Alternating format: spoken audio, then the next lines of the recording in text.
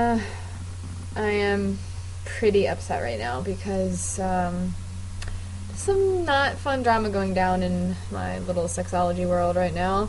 My book came out on Sunday, and at first it was a smashing success. 120 people showed up for the release party.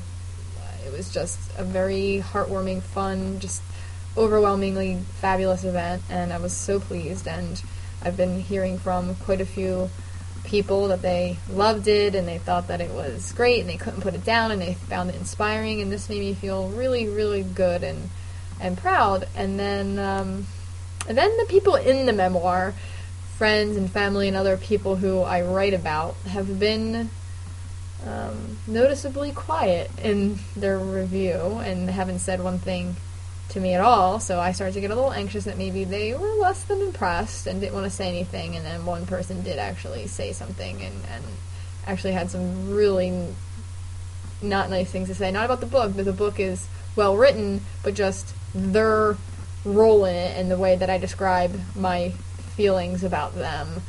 They were not impressed, and other people reflected somewhat similar sentiments. So far, family, friends, loved ones, people that are really important to me and whose opinions I care and value are pissed about the way that I portray them.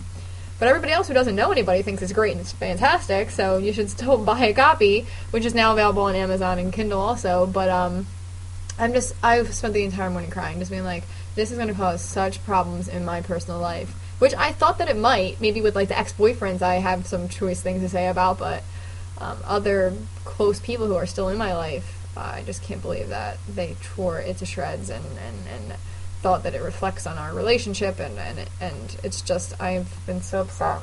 Oh my god. And then the other thing that I'm upset about is this Saturday I have to take the comprehensive exam, which is the test in order for me to be able to dissertate for my doctoral degree, and I am so pissed because the entire Master's of Education in Human Sexuality degree that I have and all the coursework I've done for my doctorate we've been taught as experiential learning and reflective learning and affective learning, and basically how do you feel, what are your attitudes about sexuality, how do you change them or reflect on them, some research, some textbook reading, but very experiential. And we were taught to teach sex education in a similar way. And yet, after all these years, it boils down to the antithesis of how we've been taught to teach and to learn, which is now we have to stand and take one test on one day.